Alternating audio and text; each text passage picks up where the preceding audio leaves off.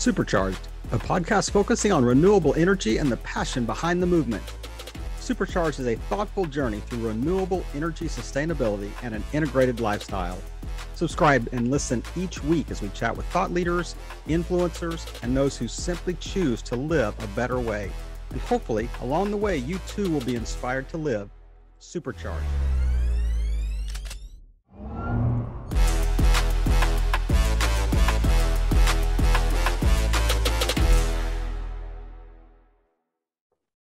This is Kevin Pruitt with another episode of Supercharged, the podcast. And I have a very special guest with me today, Dr. Jemma Green. Dr. Green, thank you for joining us on Supercharged. Thank you for having me. It is such a pleasure. And I've got to tell you a very funny story, and it just kind of illustrates her sense of humor. So when we had just first connected on LinkedIn, and in the States, Jemma is almost always spelled with a G instead of a J. So I literally wrote her a note and said, Jemma, thanks. And I spelled it with a G, and then I caught myself and I said, I am terribly sorry. That is really a pet peeve of mine, to spell names right.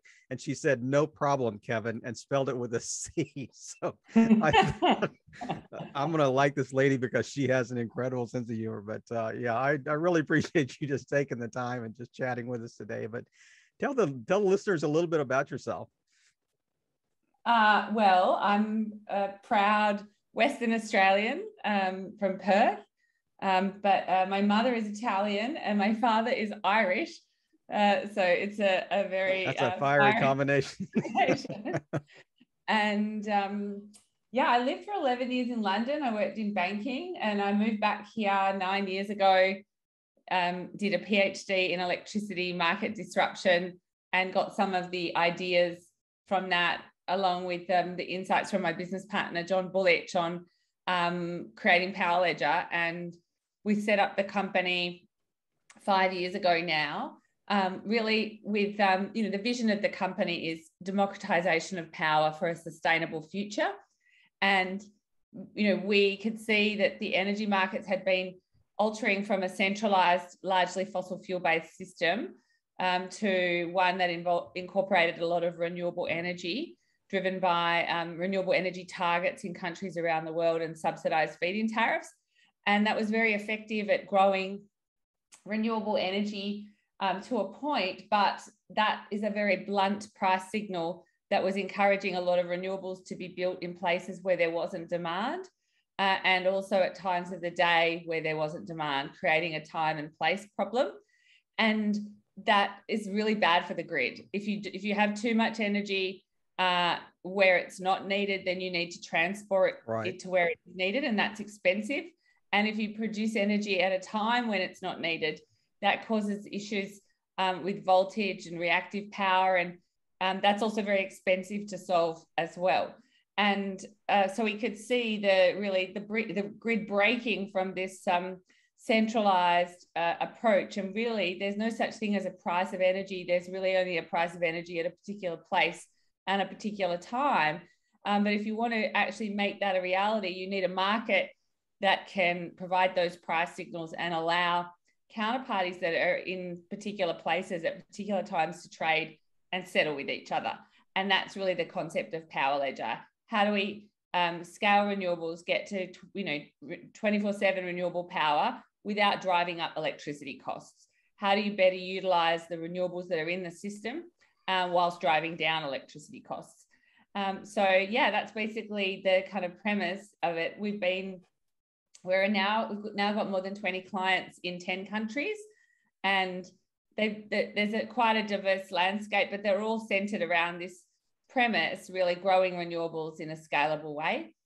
I have 3 children, a 5-year-old, a 3-year-old, and a 1-year-old. And Powerledger's business is mainly based in Perth, but we also have people in the US, in Europe, in London, in Japan, and some on the east coast of Australia as well. So is this like a private sector approach to a normally a public sector issue? I would say, we're a privately held company that has come up with a solution that we see as a missing piece of the jigsaw puzzle, because of the centralized planning of renewables what you see is in countries that have a high penetration of variable renewable energy, so that's energy that comes from solar and wind, right. not from like a hydropower plant Right. that provides dispatchable power. So there's variable power and dispatchable power. And in countries that have high penetration of variable renewable energy, which was brought about largely from what's called a feed-in tariff. So that's basically, if you export electricity to the grid, you get a certain amount of money from the grid. And that way of planning caused the time and place problem I just spoke about. And what you see is a correlation, a strong positive correlation between penetration of variable renewable energy and electricity costs. So in Germany, for example, you have more than 50% variable renewable energy and the highest electricity costs in the world. Wow. And if you look at a graph of that, and as a result of that, there is resistance to grow renewables because people don't want to push up electricity prices. So on the one hand, you've got, the climate movement, saying, the planet's burning, we need to, get to 100% renewables, even if it pushes up electricity prices, even if it causes brownouts or blackouts in our electricity grids. And I think, understandably, you've got the other end of the spectrum that says, actually, I don't want those things. I would like stable electricity. I would like low cost electricity. And I don't want renewable energy if it's going to result in all of that. And so our solution is really a missing piece of the jigsaw puzzle to be able to grow renewables without pushing up electricity prices, without impacting system stability. Because what our system does is it provides a solution for utilities to encourage the growth of renewables for when and where it is needed. And also it provides a solution for big multinational companies that have perhaps made commitments around renewable energy. So say they've said they're going to be 100% renewable. There's many ways that they could go about doing that. And the traditional way of doing that would be to buy some solar from a solar farm, wind from a wind farm, and then supplement that with what's called a renewable energy certificate, which is it's a certificate that says 1 megawatt hour of renewable power was produced somewhere, sometime.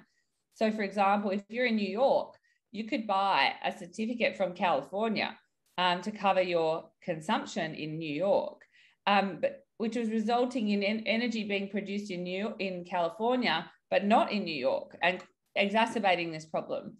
And this year, in 2021, we've seen Google and Microsoft recognize that that is not a great way to get to 100% renewable energy. And they've adopted a new standard called 24/7 CFE, or carbon-free energy.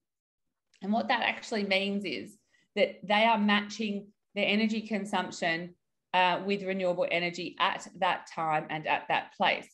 So if they're consuming energy in New York on a Wednesday at 3 p.m., they're purchasing renewable energy at that same time and same place. And they've promised to do that by 2030. And so they're no longer going to buy certificates in California if they were. In fact, the ones that they have, that they've purchased, they're going to sell those. And then they're going to encourage renewable energy to be built in New York. So it might be a biogas plant. It might be battery storage. It might be hydropower.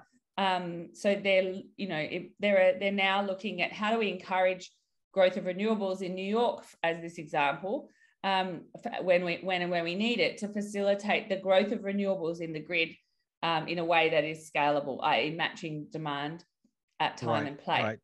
So this isn't like an offset. This is not like a kind of the principle of like a carbon offset or something like this. This is actual almost purchasing energy. Yeah. Well, you could be purchasing the energy, or you could purchase the certificate from that energy at that time and place, which is actually the same thing. Right. Yes. But it's not just like growing one in like California's producing something and New York can buy it just to make them feel better about themselves type thing. It really Correct.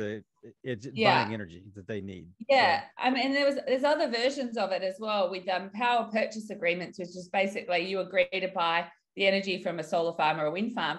But there's something called a virtual PPA, which is basically where you buy cheap energy from Texas when you're in New York, and then take the certificates off, sell the energy in the grid there, and then buy energy from where you are.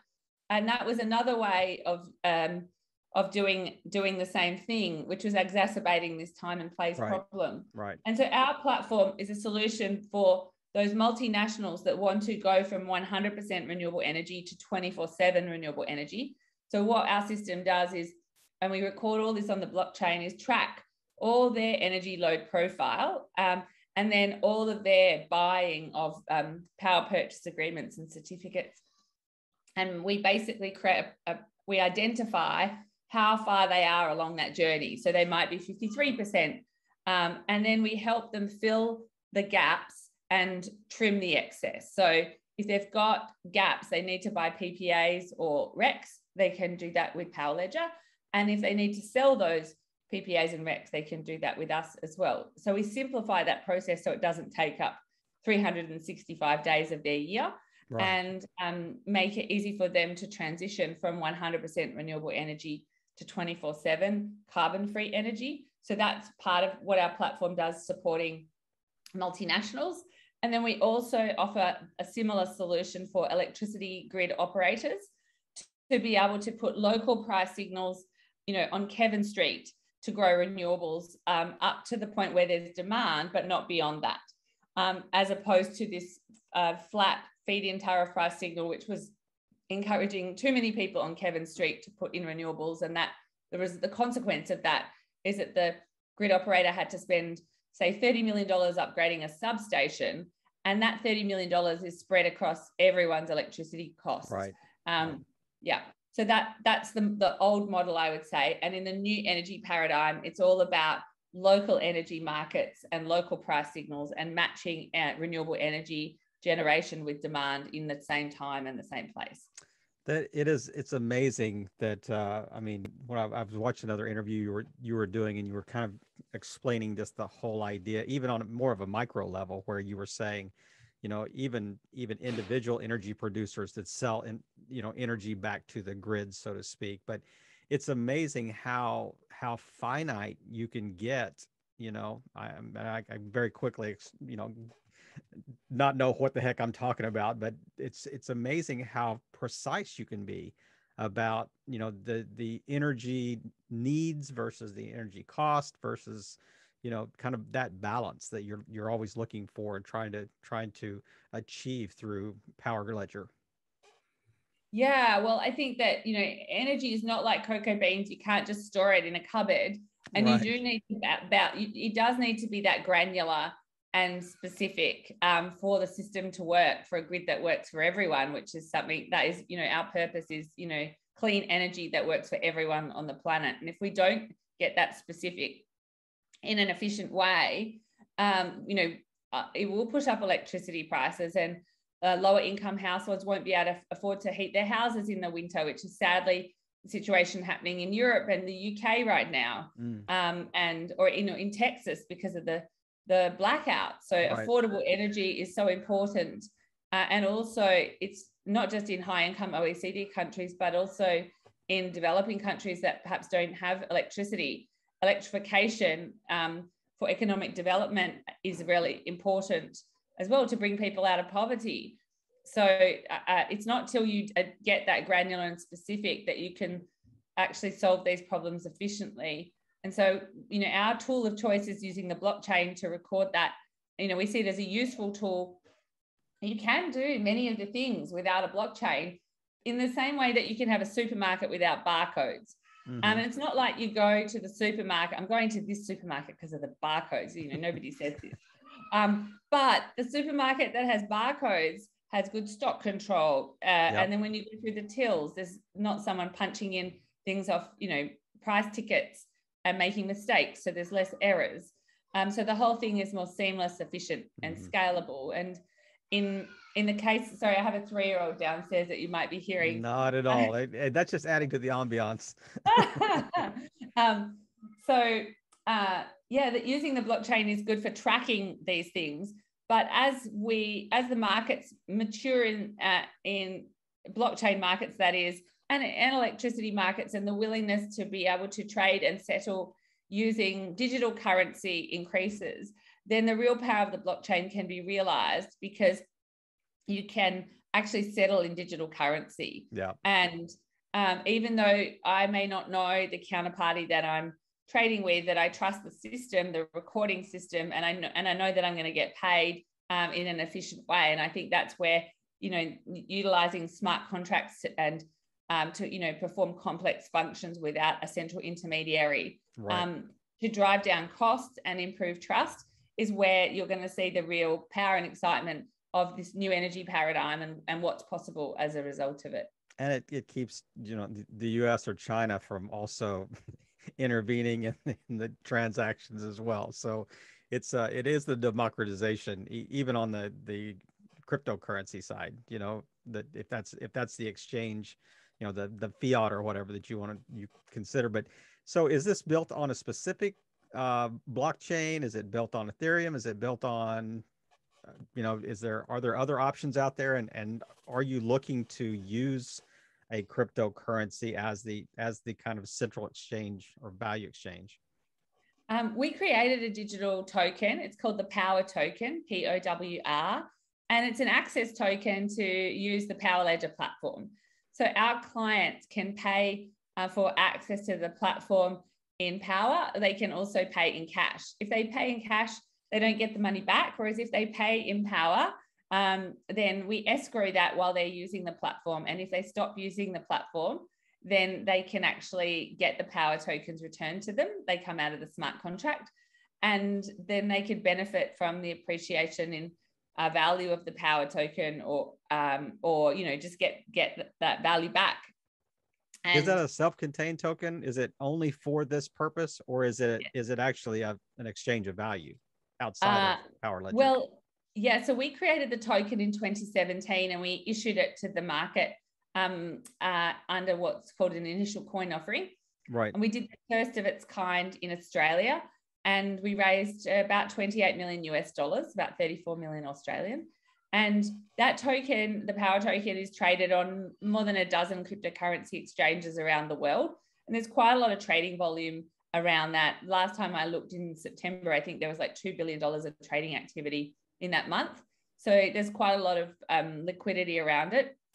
And in terms of our clients, as I said, they can pay in cash or in POWR to access the Powerledger platform, but they're incentivized to pay in POWR relative to cash for those reasons. Right. And we basically, so far, we've only escrowed a modest amount, 7.5 million POWR tokens, but it's really proving up the model in all the countries that we're operating in, and the willingness for clients to utilize POWR.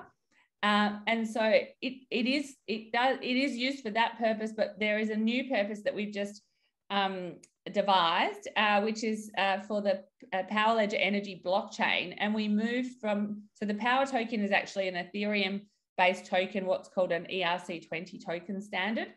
And POWR will remain on the Ethereum blockchain, but we moved for our record keeping system for energy transactions from an Ethereum-based blockchain, not the Ethereum blockchain, but one based upon that. Right. It was a private consortium chain to a Solana-based blockchain, which is the Powerledger energy blockchain. And the reason we moved from an Ethereum-based chain to a Solana-based chain is that Ethereum could only process 10 to 12 transactions per second, and Solana can process 50,000 to 65,000 transactions per second.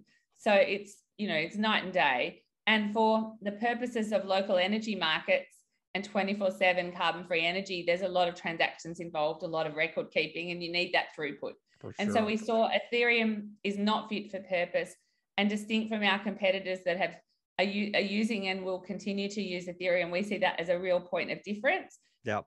We've got a solution that is so fit for purpose for electricity markets and really scalable. So I think that is another piece around that. So, and in terms of that blockchain, we're allowing staking on the blockchain. So POWR token holders can maintain a node on that blockchain and stake some of their POWR tokens and receive a reward for doing so. So that is another use case for the POWR token, staking. And then there are other use cases that we're developing as well. But the POWR token is being used as a transfer of value as well with the activity that's on the cryptocurrency exchanges. So I'd say that there's several existing use cases and many new ones that will be developed as well. As you were saying, as you were talking, I was thinking that exact same thing. I'm thinking, it sounds like to me that we're almost just scratching the surface of what this could be in 3 to 5 years. And it's amazing. It's kind of like how computer memory, doubles every 18 months or something like that. I'm just the storage capacity or whatever. I mean, the blockchain is even exponentially, more rapidly expanding. And it's funny. I was listening to another podcast, with the founder of Ethereum, and he was talking about that transactional, I guess, limit that they have, that you mentioned, and how Solana could do it so much quicker. He conceded that incredibly quicker, and it was amazing. Yeah, I mean, there's a lot of research going on with Ethereum to be able to deal with that, and they haven't got very far yet.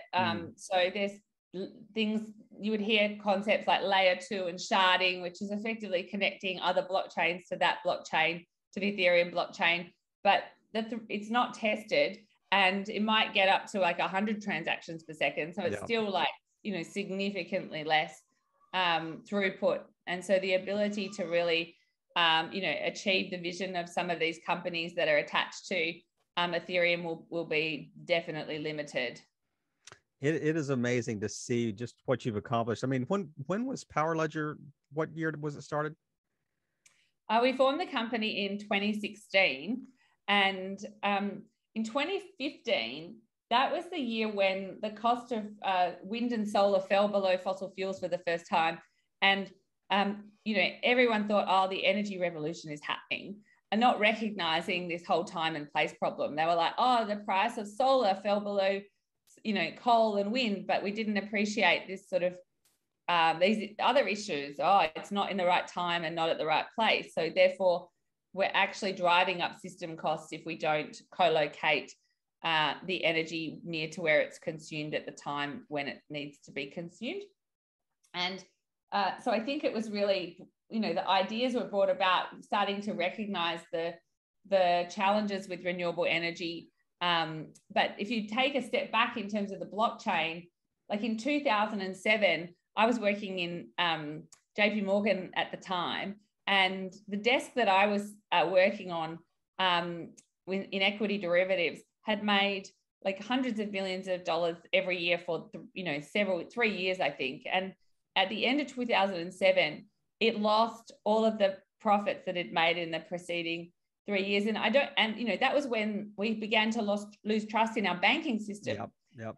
There was the Reserve Bank and European banks and prime ministers and presidents around the world were like, how do we restore trust in the banking system? And the governments all did the banking bailouts. It was no accident that, Satoshi Nakamoto wrote the white paper for the Bitcoin that same time, saying that we need to trust these institutions for them to exist, and that here's a better solution that doesn't require us to trust the institutions. So I think that the underlying technology, Bitcoin, came about as a result of this phenomena that, the global financial crisis, and a reaction to it, a solution to it, not propping up the institutions further, but another approach. And then I would say that Powerledger was born about, off the back of recognizing that this way of dealing with renewable energy really was not working, and we need a system that deals with time and place and can deal with that complexity and trust without lots of centralized parties that drive up costs ultimately sitting between them.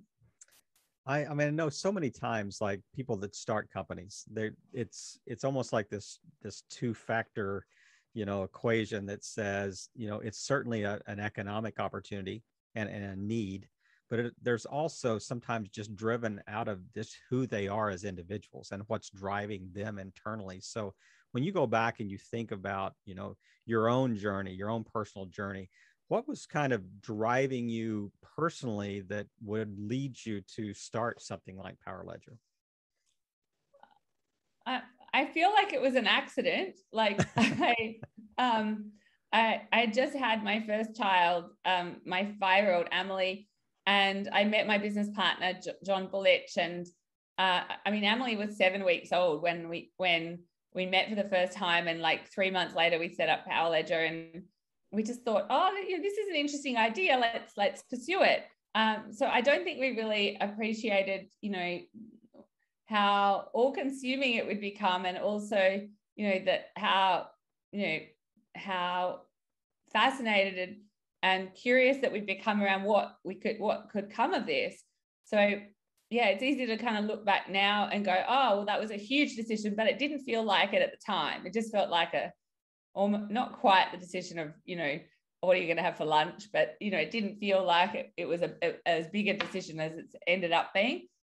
And then I think if I look back, like I grew up on a farm, and like conservation and sustainability, I think, was stuff that was really kind of innate.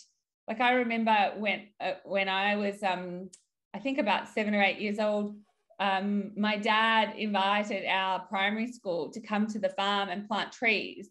And like a busload of kids came to our farm, and basically we planted trees, like reforestation work. And yeah, I think that I've been really fascinated around sustainability and looking at, how is it just about like some ethical thing, or is there a way that it can actually both, be for good and also make profit as well? Because those things used to be separate. Right. Like you had to choose between one or the other, but I actually think now that they are intimately linked. And I think I think we're really fascinated around how do we actually do good and and benefit those that are participating in that. And the democratization of power concept is really about citizens becoming citizen utilities and being paid for the contribution that they're making to the system as well, and also providing renewable energy to other people that perhaps can't afford a solar panel or battery system too. So it's really about how do the benefits be shared amongst those that are participating in the system, rather than just by centralized parties. I mean, it's like equitable and efficient. How do we kind of add those two elements into the equation? But it's funny, you were talking about the, it wasn't quite as easy as we just went to lunch and decided that this is what we are going to do. But I'm thinking, I doubt you would have been quite as passionate if you were working on like a hair care products idea or something like that. I mean, there had to be something inherent in you. And you mentioned, growing how you grew up, but, you mentioned Bitcoin as well. I mean, it's the same thing. It's like, it's almost out of need or out of necessity. Some of these, the greatest inventions are created, and it was the perfect storm for Bitcoin, or for this white paper to be written, as you mentioned, kind of the banking crisis and the lack of trust and all these things that were kind of, this great global recession that we were in the middle of, in 2008, 2009 as well. But do you think that if renewable energy was not as comparable in price to, say, fossil fuels, do you think that people would care about it as much as they do right now? Yeah, I'll be right back. I'll take it. Thanks. Sorry. That's all right. So, I mean, I think that the renewable energy movement was set about by subsidies from government to deal with the high cost. Like, for example, a household solar panel system was like more than $25,000. And so governments were offering feed-in tariffs of like 40 cents and 50 cents a kilowatt hour to encourage people to purchase them, right, and drive down. And, that caused, what Rogers' diffusion curve says is, the unit cost of a product goes down the more of it that's produced. So the feed-in tariff encouraged mass production, which drove down the unit cost for solar panels, and it's the same for batteries as well.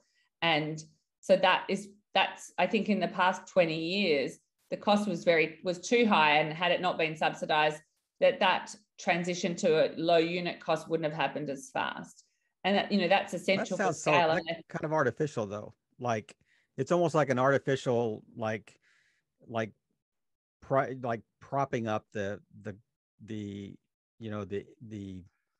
market for it, in essence. That doesn't sound sustainable, that the government is giving you a rebate or whatever to offset the cost. So the cost comes down, but over time, would the cost not just creep back up if those grants were removed, or is it just more efficient No, production? the unit cost will stay low. So that feed-in tariff started at 50 cents and was tapered down to 40, 30, 20, and now there's no subsidy anymore because the cost, it was tapered down based on the unit cost of production declining through mass production. But in answer to your other question was, is that fair? Well, it's pretty universally applied to all new sectors. So most new sectors receive some kind of, government subsidy to get a leg up. So airline travel, for example, railways, other like technologies, industrial chemistry, all of these things were subsidized in the early years through R&D grants or other mechanisms. And even the fossil fuel industry, the nuclear industry, even today, there's a lot of, subsidies that sit behind these industries. So, they might not be visible to us, but, at first glance, but they definitely exist. So I would say that's very commonplace and the usual way that actually innovation would happen. I would say it's quite unusual for it to happen the other way. Yeah, that makes perfect sense. And like I said, I can certainly exhaust my knowledge of this sector in a very short conversation, but I am fascinated by the work that you're doing, with Powerledger. And what do you see? What are some of the wins, the early wins that you've seen, since Powerledger was launched? Well, we've done a project in Uttar Pradesh in India, working with the government there, a peer-to-peer demonstration project, and that resulted in the regulator changing the rules only 8 weeks ago and announcing a decree to allow peer-to-peer trading across the whole state, which is the largest and most populous state in India, 225 million people. Wow. That I think is one example. And they saw our project in Thailand, which we put in Bangkok in 2018, and were like, oh, could you do something similar for us there? In like Europe, since 2018, there's been a regulatory change called the Clean Energy Package, which is allowing energy sharing and requires the 27 member countries in Europe to implement energy sharing rules through their parliament. So that's afoot right now, but we've got projects in Europe that are showing these models for energy communities and energy sharing. So for example, a school could set up and become a retailer and offer electricity to the mums and dads, and the mums and dads could sell their surplus solar and battery storage to others within that energy community. And it's all around like close proximity trading. So they need solutions for that. So we're developing solutions for that market. So sometimes it's regulation that, is becoming more favorable, and other times it's the demonstrations projects we're doing, which are shifting the regulations. And but notwithstanding that, like in US, there's a rule change announced in September last year called the FERC 2222, which basically means anyone can participate directly in a wholesale electricity market. So that's very significant, and there's implementation going on around that. In Australia, we have what's called the Two-Sided Market Initiative, which is very similar. So I think that the zeitgeist around the new energy paradigm, is afoot. But there are many countries that don't want to push up electricity prices and need a way to do that in an efficient fashion, so that it doesn't cause hardship and also drive industry out of that place, because searching for cheaper electricity. Right. I mean, it is incredibly fascinating what you have going, and I mean, it's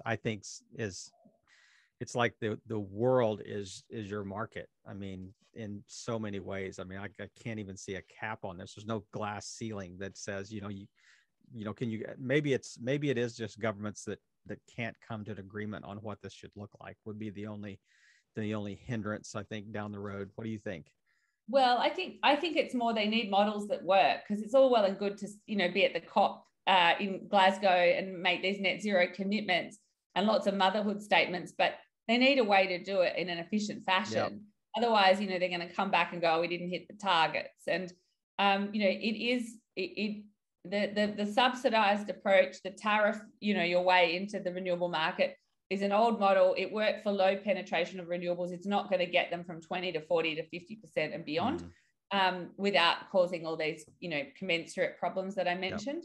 So I think that it'll be the innovators, and that's what we're seeing. Like in the 10 countries that we're operating in, it's like the forward-facing partners that want to get ahead of this and actually figure out, oh, I'm not going to be an engineering solution on the grid. It's not about substations and capacitor banks and transformers now. It's about how do I flexibly manage the system and what price signals do I need to put in to get that right outcome so I can avoid or defer the upgrade of the substation. So we're asking engineers to become marketeers, and that takes time. So our approach has been really to partner with those that want to be at the forefront of this, and then we see the innovation working its way into the core. That is, like I said, this is such a fascinating space, and I could continue to ask you questions all day, but you've actually got business to run and families to lead. So I have one other question I'd like to kind of close with today, and it's, do you see this on a real micro sense? Do you see this almost like a becoming almost a personal barter system, like peer-to-peer barter? So like you mentioned, like the parents in schools or whatever, I could almost see parents producing energy in the household, providing the energy to the school to get some tuition offset or something like that. I mean, what is the roadmap? We actually have a solution called Solar Swap, which is doing that. And we've launched it in Australia with a beer company. So households can sell their surplus solar to the brewery, and they get paid that. Yeah. In cartons of beer delivered to their house. Now, alcohol's not my favorite topic, but necessarily, but it's you can use this with other goods and services. Sure. So it provides a new pathway to purchase. And in the case of the beer company, they're so innovative. They're basically getting to 100% renewables, and they're looking at new ways to engage their customers around their sustainability journey. It's really amazing to see. Then they're looking at, how do they incorporate other products and services in to the network as well. So I think that this can be used. We're doing it actually in Europe as well with wine producers. So households are selling their surplus solar to the winery and being paid in wine delivered to their house. You're hitting right at the heart of the matter. Like, what do people care most about? Burgers and wine and beer. Exactly. Yeah, you're right. That is the heart of the matter. But swapping, energy for goods and services, I absolutely think that is, a Trojan horse, and I think there's a lot that is going to be done with that in the future. It is going to be exciting to see. Jemma, thank you so much for just taking time today. I know you've got a very busy schedule, but this is such a fascinating conversation, and I think we really are just scratching the surface to what this can be down the road, and it's going to be exciting to follow. If people want to kind of follow the trail of Powerledger, where's the best place to follow and do? I encourage them to look at the crypto POWR as well. Yeah, you can. We've got a website, powerledger.io, and you can follow POWR on CoinMarketCap. All right, Jemma, thank you again for taking time and just speaking into the kind of the why behind the whole idea of renewable energy and the passion behind the movement. Jemma, have a great day. Thank you so much. Bye.